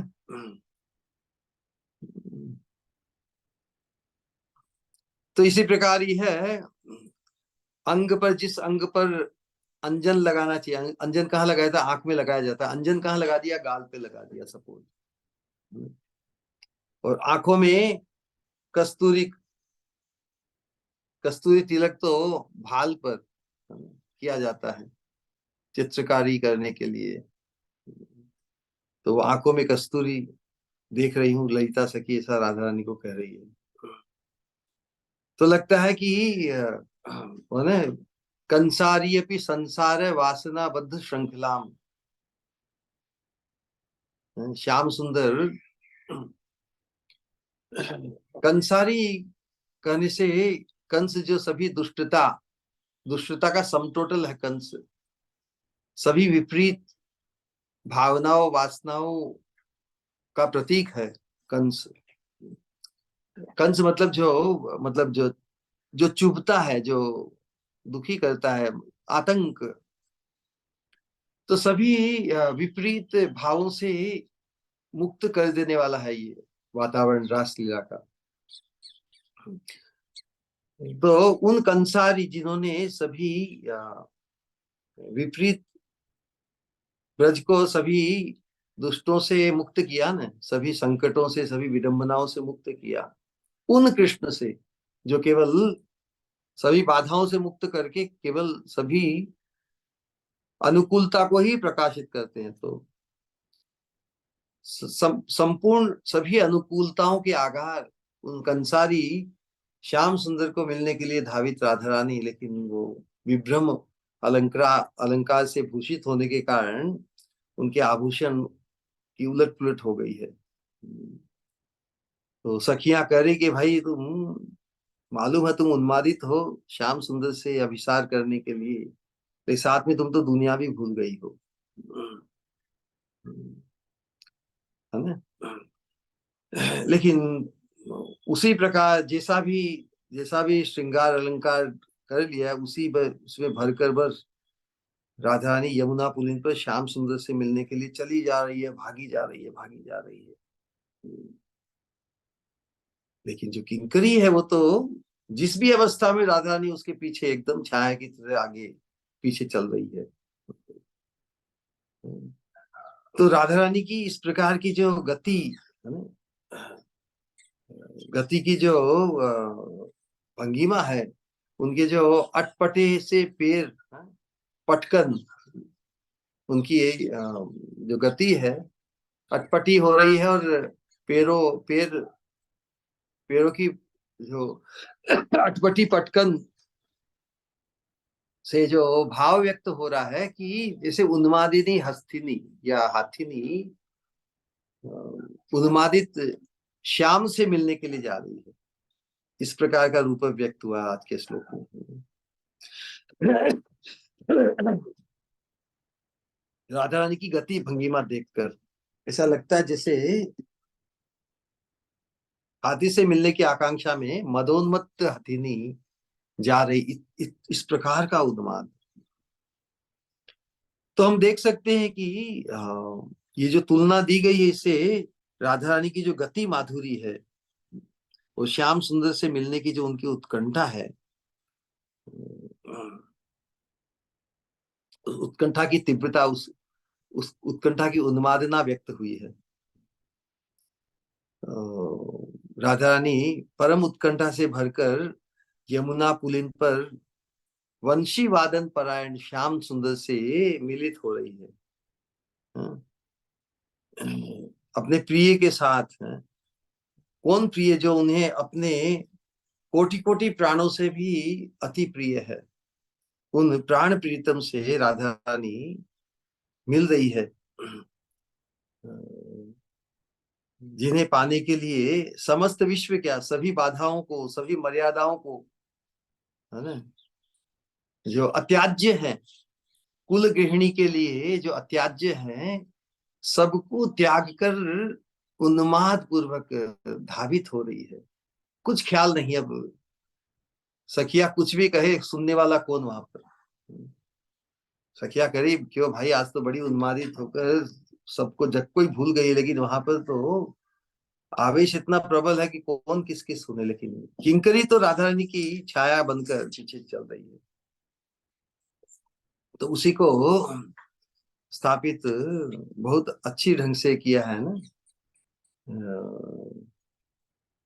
किए शुभ दर्शने उलसित लोचने, दुहु दोहा हेरी मुख चांदे। स्थान पर आ गई है राधा रानी, और किस प्रकार श्याम सुंदर भी राधा रानी के इंतजार में बड़े ही उन्मादित हैं। राधा रानी भी उन्मादिनी होकर उधर आई है। तो किए शुभ दर्शने उलसित लोचने, परस्पर दर्शन करके दोनों के जो लोचन है, आंखें एकदम उलसित प्रफुल्लित हो गई है। दोहो दोहा हेरी मुख चाहे, दोनों एक दूसरे के चांद मुख को देख रहे हैं। त्रिशित चातक नव जलधरे मिलल, भूखिल चकोर चरु चांदे। तुलना है त्रिशित चातक, त्रिशातुर प्यासा चातक, वो क्या उसका है कि वो बादलों से गिरने वाले बरसात से ही तृप्त होता है। तो त्रिशित चातक नव जलधर मिलल, नव जलधर, नए नए बादल से के प्रति जिस प्रकार मिलता है ना चातक, नए बादल को देखकर जैसे प्रफुल्लित हो जाए, क्योंकि वहां से जो वर्षा, उसी से ही उसकी तृप्ति होगी। भूखिल चकोर चरु चांदे, भूखिल चकोर, चकोर पक्षी होता है, चांद को ही निहारता है। उसी प्रकार परस्पर का मिलन, आध नयाने दुहु रूप निहाराई, चाहनिया नहीं भाती। अर्ध नेत्र से, है ना, तिरछे नेत्र से एक दूसरे को देखकर प्रफुल्लित हो रहे हैं। रूप निहाराई, चाहनी आनही भांति, रसिर आवेशे दुहु अंगे हेला हेली, बिछुरल दुख सांगाती। बिछड़ने का जो सांगाती भयंकर जबरदस्त दुख हुआ ना, उसको जैसे पीछे छोड़ दिया। बिछुरल दुख सांगाती, रसीरे आवेश दुहु अंगे हेला हेली। एक दूसरे के अंग का स्पर्श पाकर उन्होंने जो बिछुड़ने का जो दुख, उसको भूल गए हैं। श्याम सुखमय देह गोरी परशे से है, मिलायल जनु का चाननी। राई तनु धरिते नारे, ए लाल आनंद भरे, शिरीष कुसुम कमलिनी। अतसी कुसुम सम श्याम सुनायर। सुनायर मतलब सुनायक। श्याम सुंदर कैसे हैं? अतसी कुसुम सम, अतसी श्याम वर्ण के, फूल जैसा भगवान का, भगवान की आभा। अतसी कुसुम सम श्याम सुनायर, नायरी चंपक गौर राधानी की अंग आभा है वो चंपक, गौर चंपक फूल के साथ तुलना की गई है। नव जल धर जनु चांद अगोर,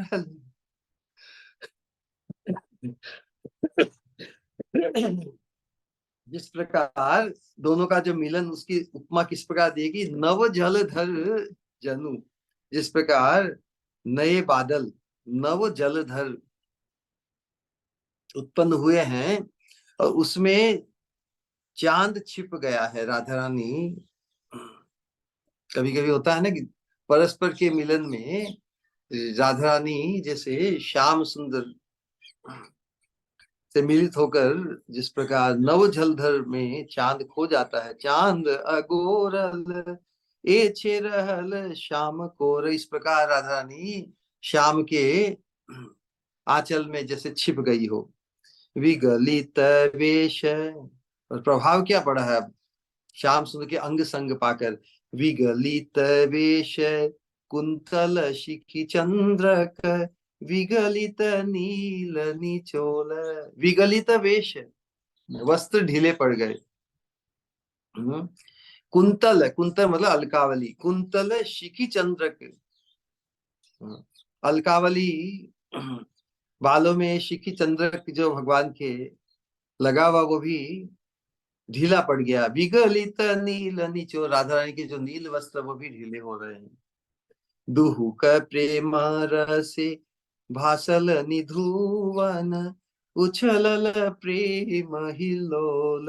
तो इस प्रकार परस्पर के मिलन में जो प्रेम हिलोले हिलोरे ले रहा है, उसका वर्णन किया है। तो ये प्रिया प्रीतम के मिलन का जो परस्पर का जो प्रिय होते हैं या प्रियतमा होती है, वही तो श्रेष्ठ भासते हैं ना। किस प्रकार जो आवेश बताया कि जहां पर हमारी प्रीति के जो आस्पद होते हैं, बस उसके अतिरिक्त और कोई दूसरों के लिए प्रीति का आस्पद और कोई दूसरा हो तो वो उसे भासेगा, लेकिन जिसके लिए जो प्रीति का आस्पद है वही उसे भासता है, उसे ही श्रेष्ठ लगता है ना। तो यही तो प्रिय एवं वर्णीय भवती है। हमारे लिए वर्णीय वही होता है जो हमारी प्रीति का आस्पद बन जाता है, कि नहीं? भीड़ में भी कोई कितने ही एक से एक उत्कृष्ट व्यक्ति या वस्तु हो, लेकिन जो चीज हमारी प्रियता की आस्पद बन जाती है, जो व्यक्ति, उसी को ढूंढते हैं ना, उसी को ही पाकर तो हम आनंदित होते हैं। ये सत्य है ना, सब जगह है। जैसे एक माता है, उसकी संतान के प्रति उसकी प्रीति सहज है कि नहीं? अब संतान कैसी भी हो, काली हो, कुरूप हो, कैसी भी हो, तो संतान का मुख देख कर, एक जो कहावत भी है ना कि आंख के अंधे नाम नयन सुख, तो यह नयन सुख कहने का आशय है माता को तो उस अंधे पुत्र को देख के भी नयनों को सुख मिल रहा है। तो उसी प्रकार संतान में क्योंकि प्रीति है ना, स्नेहमयी जननी को अपनी भले विचित्र संतान का मुख देख कर जो आनंद मिलता है, वह उसे चंद्र दर्शन से भी नहीं, क्योंकि संतान में जैसी प्रीति है वैसी चंद्र में भी नहीं। जबकि चंद्र तो सभी की प्रीति का आस्पद हो सकता है ना, लेकिन प्रीति का आस्पद जो कोई भी हो, वो चंद्र से भी अधिक अधिक सुंदर प्रतीत होता है। संतान के प्रति माता की उसकी जो प्रियता है वह चंद्रमा के प्रति नहीं है। तो प्रियता प्रियता ऐसी अद्भुत वस्तु है कि जो प्रीतिमान, जिनके प्रति प्रीति है, प्रीतिमान या जो प्रीति करते हैं, उनकी दृष्टि में असुंदर को भी सुंदर बना देती है।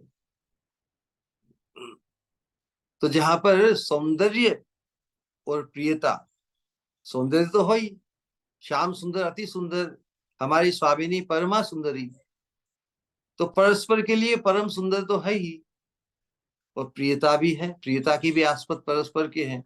तो उनका जब मधुर मिलन होगा, सौंदर्य प्रियता की जब पराकाष्ठा होगी, तो हम मिलन आनंद भी कैसा सरस और मधुर होगा, ये तो हम केवल कल्पना कर सकते हैं।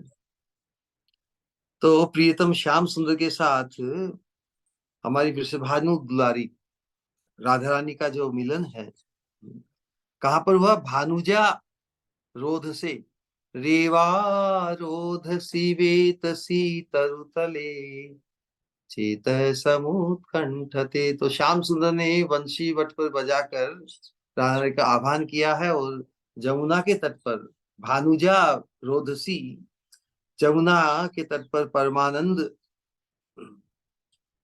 से जो मिलन संपादित हुआ है ना, मिलन से परमानंद संपादित हुआ है। पूरा जमुना का तट एकदम, पूरा जो स्थावर जंगम पुलकित है। किस प्रकार स्वच्छंद विहार, दोनों का गजराज और करणी की तरह स्वच्छंद विहार। श्याम सुंदर बंसी बजा रहे हो तो राधा रानी ने भी मैच करने के लिए जो स्पेशल वीणा वीणा लाई है, वीणा की मधुर गान। तो वीणा गायन श्याम सुंदर के वंशी स्वर को दबा दिया है। वंशी स्वर भी बहुत उत्कृष्ट है। राधा रानी की जो वीणा वादन की जो वैदग्धी है, वीणा का जो अपूर्व जो सुर या ध्वनि विस्तार है, उसमें वंशी की ध्वनि भी दब गई है। तो इस प्रकार का चिंतन प्रबोधानंद सरस्वती कर रही है ना, कि किस प्रकार रास के लिए उन्मादित होकर श्याम सुंदर ने राधा रानी का आह्वान किया, राधा रानी भी आकर श्याम सुंदर की पंचम सुर पर वंशी की धुन सुनकर अधिक उन्मादित होकर, विभ्रम होकर, अटपटे ढंग से अपना श्रृंगार और आभूषण रखते हुए भी धावित हो गई है। तो इस प्रकार जो स्वरूप स्वरूप के अंतर्गत साधक में जो ये आवेश उत्पन्न हुआ है, तो हम साधकों के लिए भी यही चिंतनीय है, और ये चिंतन हमारे स्वरूप के अनुरूप है। इस बात को ध्यान रखना है। हम हमारे जीवन में भी हम जो अजात रति अवस्था से जात रति अवस्था को प्राप्त करें, उस समय फिर सब कुछ सहज हो जाएगा। उस समय फिर साधना का स्ट्रगल या बहुत एफर्ट नहीं करना पड़ेगा। अभी हम ऐसा मंसूबा करते हैं कि ऐसी स्थिति हमारी कब होगी, हो जाए, तो ये उत्कंठा तो बनाए रखनी है। उस स्थिति की हमें अभी अप्राप्ति है, उसका अभाव हमें खलना चाहिए, अवश्य खलना चाहिए। लेकिन ये जो आशय हमारा है, जिस आशय को हम हृदय में धारण कर रहे हैं, इस प्रकार का आवेश साधक के लिए ही अभिष्ट है, क्योंकि ये हमारे स्वरूप के अनुरूप है। लेकिन अपने दैन्य की रक्षा करते हुए कि देखो इतना अद्भुत सत्संग का लाभ, चैतन्य महाप्रभु की प्रणाली, उनकी परंपरा में आकर भी हमने सत्संग प्राप्त करके भी हम इस देह के आवेश में अभी तक अटके हुए हैं। भगवान की विशेष कृपा की, श्री गुरु वर्गों की विशेष कृपा की हमें आवश्यकता है ना। कृष्णा से तुम्हारा कृष्णा दीते पारो तुम्हारा शक्ति आछे, आमी तो कंगाल है। कंगाल व्यक्ति ही पुकार सकता है ना। क्या हमने अपने आप को कंगाल माना है? हम चेहरे में यदि दर्पण में अपने आप को देखें तो हम सज धज कर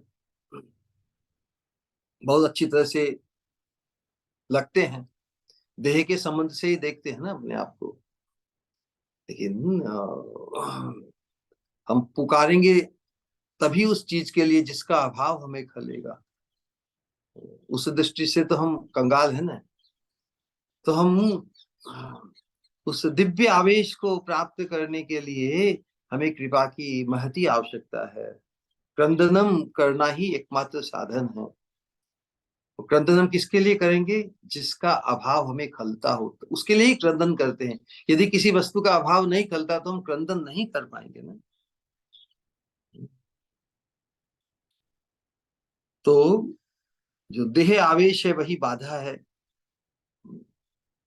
देह का आवेश हमें मन को अभिष्ट के चरणों से अन्यत्र ले जाता है। लेकिन हमारे सामने तो हमारे आदर्श हैं। ये सभी षड गोस्वामी, प्रभुदानंद सरस्वती, इन्होंने कितना साधन,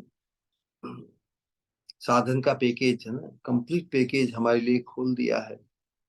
हम अधिक से अधिक इस अनुशीलन को बढ़ाएं, और जिनके अनुगत्य में हमें ये सत्संग उपलब्ध हुआ है, उनकी अति श्रेष्ठता, उनकी दिव्यता का एहसास जितना हमारे हृदय में जागृत होगा, उनके प्रति जितना श्रद्धा का जो स्केल बढ़ता जाएगा, यादृशी यादृशी श्रद्धा सिद्धिर भवती तादृशी, हम जिस भगवत प्रीति या भगवत स्नेह को अनुभव प्राप्त करना चाहते हैं, उसकी कुंजी यही है कि जो उनसे जुड़े हैं ऐसे व्यक्ति को ढूंढ लेना।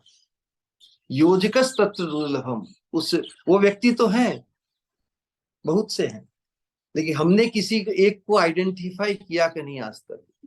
यदि हमने ऐसे दिव्य व्यक्ति को आइडेंटिफाई कर लिया है, उनकी दिव्यता का एहसास यदि हमारे हृदय में जागृत हो जाता है, उनके प्रति प्रीति, उनकी सतत स्मृति, उनकी दिव्यता का सतत स्मरण यदि हमें होने लगेगा, तो उसके प्रभाव से ही ये युगल के प्रति जो नित्य स्मृति, युगल चरणारविंद की, राधा रानी की नाम रूप गुण लीला, और राधा रानी के संबंध से श्याम सुंदर की मधुर लीला, सभी की अक्षुण स्मृति हमारे हृदय में बन जाएगी।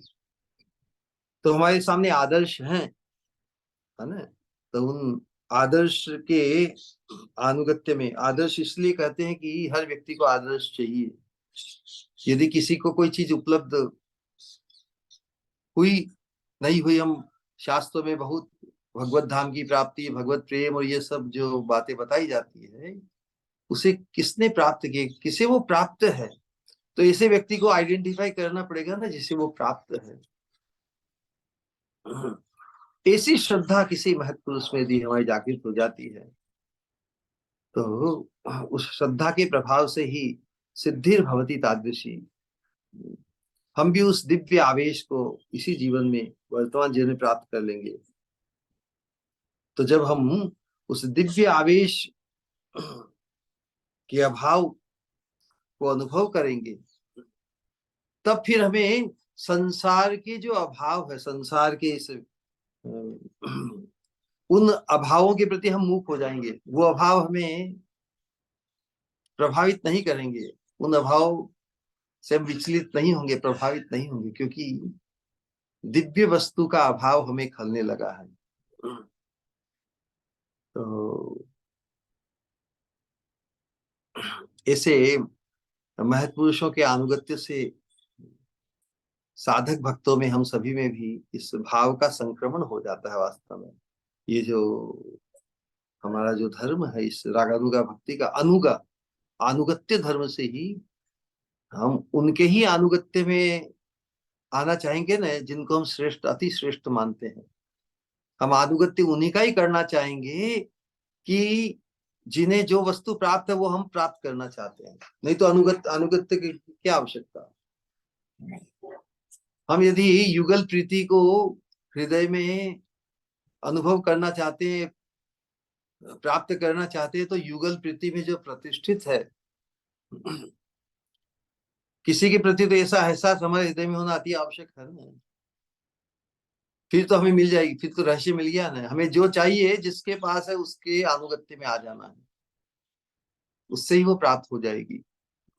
डायरेक्ट पकड़ना चाहेंगे तो वो पहेली बनी रहेगी, क्योंकि भगवान की ऐसी ही व्यवस्था, और वो बहुत सहज है, सरल है। जो चीज बुद्धिमान व्यक्ति वही है कि जो सहज हमारे जीवन में उपलब्ध हुए हैं, जो अवेलेबल है साधन, उसी को अपनाना चाहिए। जो अवेलेबल नहीं है, जो बहुत दूर की पहुंच है, डायरेक्ट राधा कृष्ण में मन को नियुक्त करना बहुत दुर्लभ है, बहुत दुर्लभ है। लेकिन जो महत् पुरुष उनकी चिंता, उनकी दिव्य चिंता में प्रतिष्ठित है, जिनकी चित्तवृत्ति, मुझे भी वैसी चित्तवृत्ति, मुझे भी वैसा भाव, वैसी लालसा चाहिए। तो जो हमें चाहिए, जिसे वो प्राप्त है, उसको ढूंढ लीजिए। उनके अनुगत्य में आके हमें भी उसी भाव का संक्रमण हो जाएगा हमारे हृदय में। तो इस श्लोक में प्रबोधानंद सरस्वती ने अपने किंकरी स्वरूप से,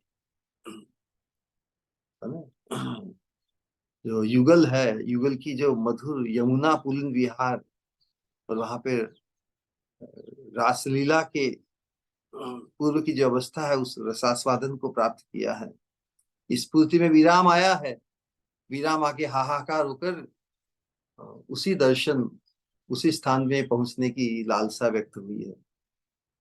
उसी लालसा को, वही वैसी ही लालसा हमारे हृदय में भी उजागर हो, उसका ये इच्छा और प्रार्थना करते हुए आज अपनी वाणी को विश्राम देते हैं। कोई प्रश्न या जिज्ञासा किसी की हो तो व्यक्त करें।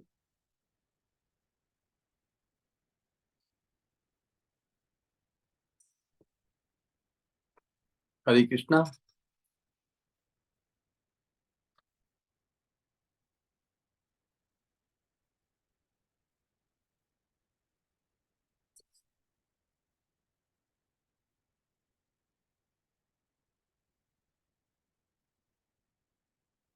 What is Malar? मलार, किसी का कोई प्रश्न, जिज्ञासा, कोई कुतूहल?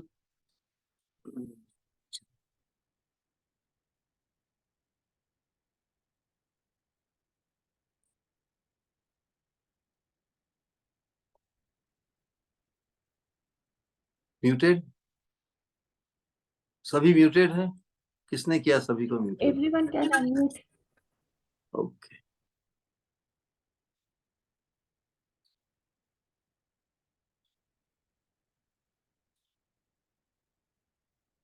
ओके, सब अनम्यूट हो गए, हो सकते हैं ना? हरे कृष्णा, प्रणाम श्री गुरु। हाँ, हरे कृष्णा। व्हाट इज हाँ, मलार? श्री गुरु, आपने वो बोला ना पंचम राग है वो, तो उसका वो एकदम वर्ड नहीं आ रहा था, तो मुझे लगा मल्लार है, इसलिए मैंने तब बोला। हाँ, वो तो अलग अलग है ना, बहुत बार वर्षा, वर्षा को आकृष्ट करने के लिए उस प्रकार का राग गाया जाता है, मलार, ऐसे ही नाम बहुत से आते टेक्निकल। लेकिन जो सुर है संगीत में, अलग अलग भाव और अलग अलग वातावरण को उत्पन्न करने के लिए अलग अलग समय के अनुरूप वो राग है। वास्तव में जितनी जीवों की जाति है, उतने ही राग हैं। एक एक ग्रंथ है संगीत सार, उसमें कितने श्रेष्ठ 16,000 राग, वहां पे वर्णन है कि गोपियों ने 16,000 राग आलापे। आपको सभी रागों का जो स्रोत है, उद्गम है, वो तो श्रुतियों से ही है ना।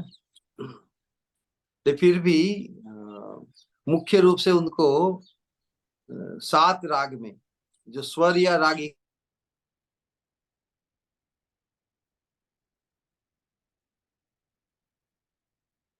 स्वर के जो प्रतीक है, या जो उनके प्रतिष्ठाता कहिए, 7 स्वर किसी को मालूम है? क्या नाम है उसके? जैसे सा रे ग म प ध नी है ना। नी सा। नी स तो वापस आ जाएगा, 7 आ गया। सो स से षडज पहला, र से फिर ऋषभ, सा रे ग से गांधार, सा रे ग म से मध्यम, मध्यम स्वर, और मध्यम के बाद में फिर पंचम, सा रे ग म प ध से धैवत। फिर धैवत, और नी से फिर, नी से कौन सा? Nishad. Nishad. Very good, very good. तो ये 7 स्वर है ना, तो इनके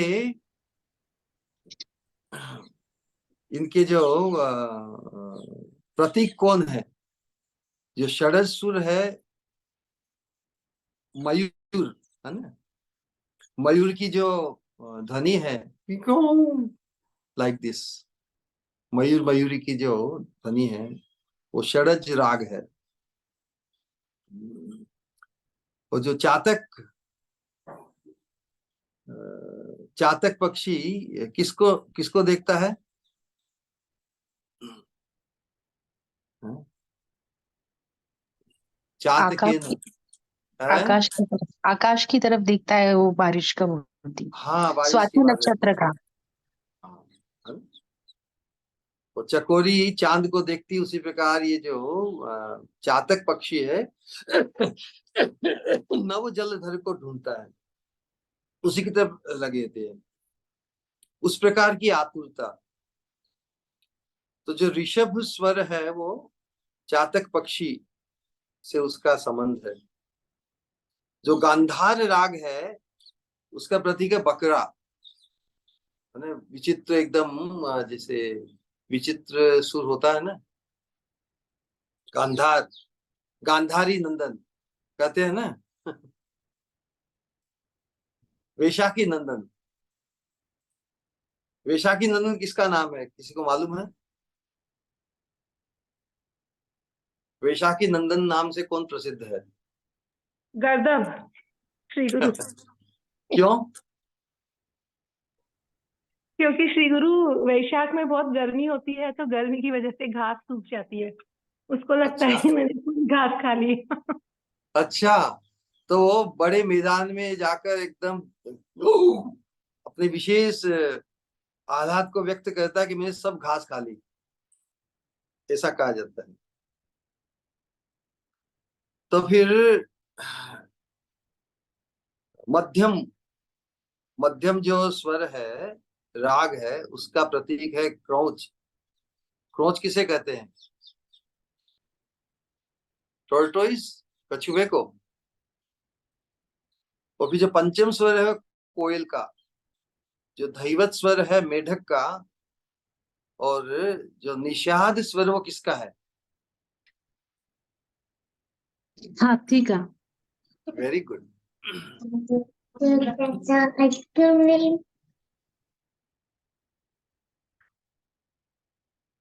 एनीवे, हमारा जो सब्जेक्ट है उसमें ये पंचम स्वर की बात बताई। पंचम स्वर में राधा रानी अपनी वीणा पर वादन करती है, इतनी मधुर सुरीली राग आलापती है। और श्याम सुंदर भी उसका मैच करने के लिए अपनी बंशी पर यहाँ पर वो बात करती है। ओके, किसी का कोई प्रश्न या जिज्ञासा?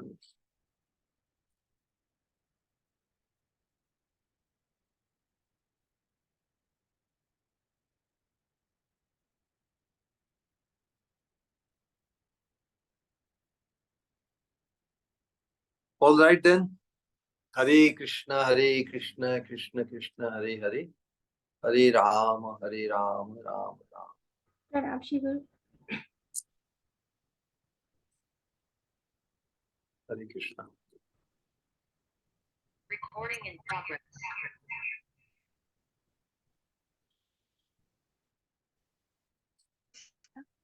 All right then. मुझे कुछ कहना है। आवाज नहीं आ रही है। हरे कृष्णा। अभी आई? हरे कृष्णा।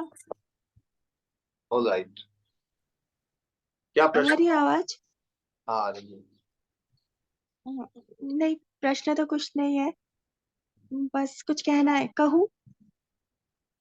कहो। किसी का और कोई प्रश्न या कुछ कहना चाहते हो तो प्लीज।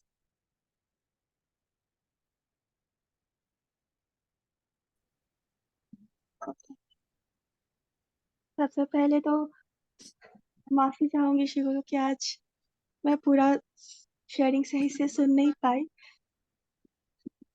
जो अमृत वर्षा हो रही थी उसे, खैर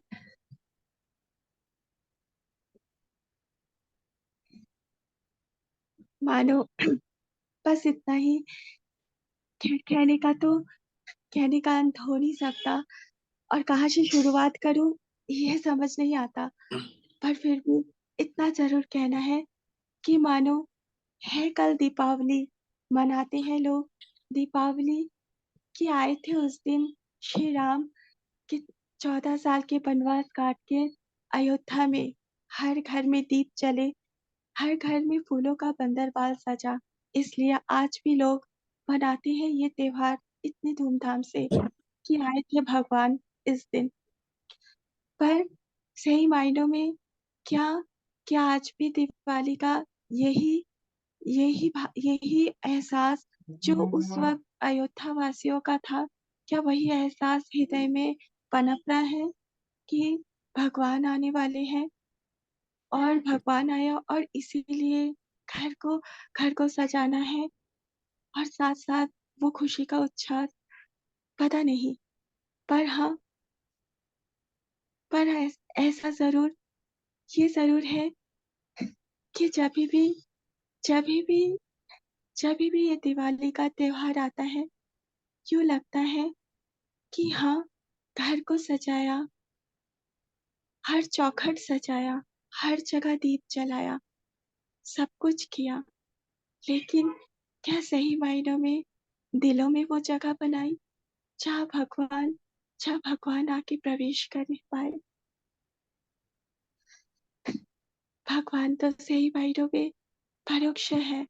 सुना उनके बारे में, आप ही से सुना। एहसास भी तभी हुआ जब आपने कहा जो कण मात्र थी। पर सही मायनों में यूं लगता है कि सही में दीपावली तो उस दिन है कि भगवान का एहसास नहीं, जिस दिन भगवान स्वयं स्वयं भगवान के चरण पड़ेंगे। पर वो वो कैसे? तो भगवान वही तो करने कलयुग में आए, महत पुरुष के रूप में, मेरे श्री गुरु के रूप में। तो मानो यूं महसूस हो रहा हर एक काम करते वक्त कि सही मायनों में तो दीपावली उस दिन, जिस दिन मेरे श्री गुरु के चरण पड़ेंगे, उस दिन है इंतजार हर एक पल।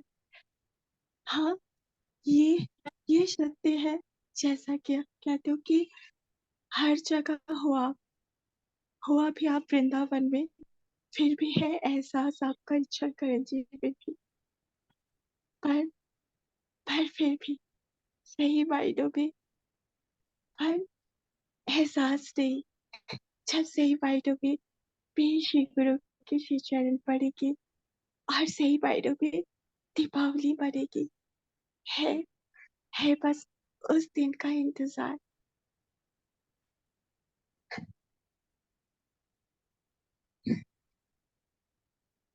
जितना मैं सुनी उस पे जो कुछ कुछ एहसास जो जैसे गोपियाँ या हमारी स्वामिनी जब शाम वेणु बजाते हैं और बिना कुछ ना उन्हें कोई होश और ना कि बस दौड़ी चली जाती है कि वो आवाज़ की धुन उन्हें खींची लिए जाती है कि होश नहीं कि कहाँ अंजन लगाना और कहाँ काजल, कहाँ तिलक। बिल्कुल, बिल्कुल कितना अद्भुत ये एहसास लगता है।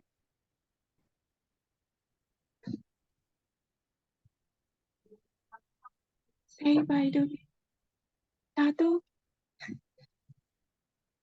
हमारी स्वामिनी की प्रेम के हर एहसास जिसे आप अपने एहसासों में भिगोकर बिखेरते हो, उसे महसूस करने की योग्यता हृदय में नहीं है। ना ही ना ही बाकी को उन्हीं की गोपियों के प्रेम की। पर फिर भी जो कण मात्र एहसास होता है, तो मानो ये एहसास होता है, ये एहसास आपने करवाया कि प्रेम सही मायनों में प्रेम की परिभाषा क्या है और प्रेम कितना कितना अद्भुत और कितना दिव्य होता है। अगर अगर जैसे कि आपने कहा कि वही प्रेम अगर संसार की दृष्टि में देखें तो एक्स्ट्रा मैरिटल अफेयर जो कि बहुत ही विभत्स और बहुत ही निंदनीय है, पर भौतिक जगत में आध्यात्मिक जगत में उसका एहसास इतना अलग है क्योंकि वो शरीर से परे है। तो वो दिव्य से दिव्यतर एहसास को स्पर्श करता है और वो बारीकी भाव के नाम से जो आप हमें समझाते हो या एहसास करवाते हो, वो कितना कितना दिव्य लगता है। जब जब शाम की ये भाव बारीकी रस का, तो वो कितना अद्भुत और सुंदर लगता है। उसमें जरा भी वो संसार का भाव का एहसास नहीं आता। तो ये भी तो एहसास करवाते हैं कि सही मायनों में प्रेम और व्यभिचार में अंतर। जिस तरह से भौतिक जगत और आध्यात्मिक जगत इस भौतिक संसार में और उस दुनिया में जो अंतर, सब कुछ सब कुछ शैडो ही होकर रहता। पर जिस तरह से आप हर बार मानो हर एक शैडो से, हर एक कवरिंग से एक एक परत उठाते हो और वो पिक्चर बिल्कुल छवि क्लियर पर क्लियर होती रहती है कि कोई भी संशय की कोई गुंजाइश ही नहीं बचती। जो भी जो भी जो भी आपको सुनेगा, सही मायनों में जो भी हृदयंगम थोड़ा भी अगर कर पाएगा, तो वो तो सही तो जो प्रेम का एहसास राधे श्याम ने बिखेरे हैं, गोपियों ने जो उसका एहसास कण मात्र तो उस महसूस होने लगेगा कि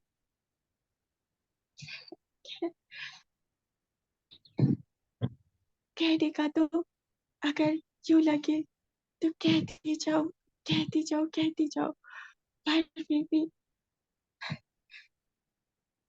समय को देखते हुए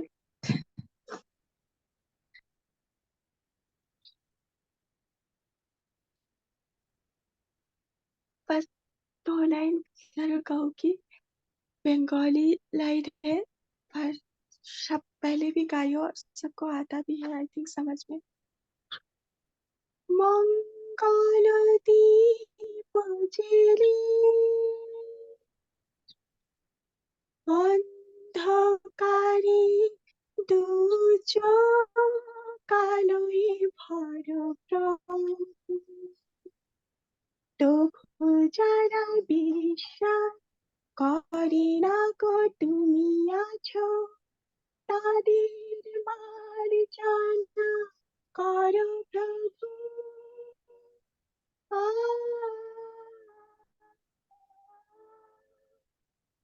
আ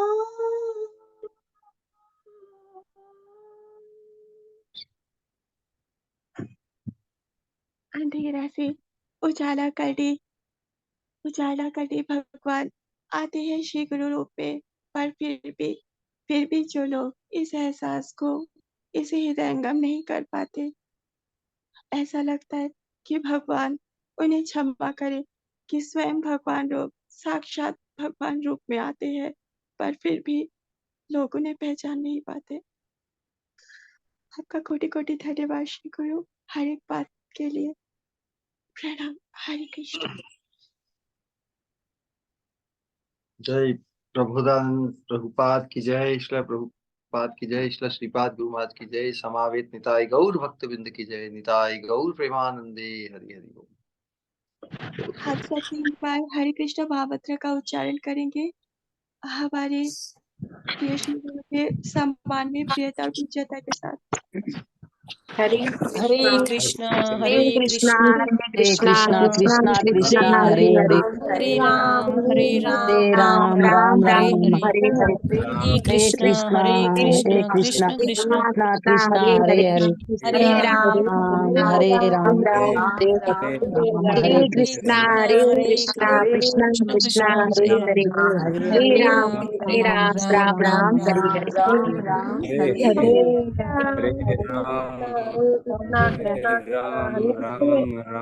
हरे हरे कृष्णा कृष्णा कृष्णा हरे हरे हरे प्रणाम श्री गुरु राम राम हरे। प्रणाम श्री गुरु। श्री कैसे परम पूज्य हरे कृष्णा। प्रणाम श्री गुरु। मीरा सुंदरी प्रणाम गुरुदेव, कोटि कोटि प्रणाम। प्रणाम प्रणाम। हरे कृष्णा श्री स्वामिनी मतिरस्त। हरे कृष्ण। जैसे कहेंगे परम पूज्य भक्ति स्वरूप महाराज जी की जय। जय समावेत निताय गौर भक्त बिंद की जय, निताय जय गौर प्रेमानंदे जय जय हरि बोल।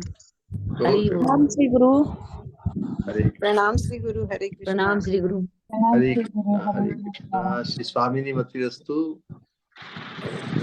खूब हैप्पी दिवाली सबको। प्रणाम श्री गुरु। हरे कृष्णा। हरे कृष्णा प्रणाम श्री श्री गुरु। हरे कृष्णा स्वामिनी मतिरस्तु। हैप्पी श्री दिवाली। स्वामिनी मतिरस्तु। Hare Krishna. Same to you. Shri Guru प्रणाम। प्रणाम। जय गौर प्रेमानंदे हरि हरि। हरि हरि बोल। श्री गुरु यही रहने देते हैं, इन बटन दबाती नहीं।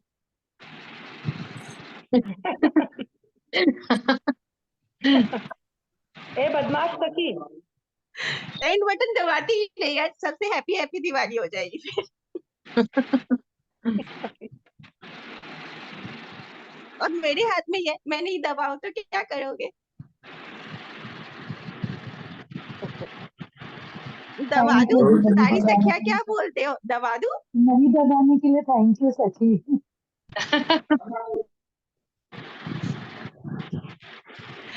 हैप्पी दिवाली श्री गुरु।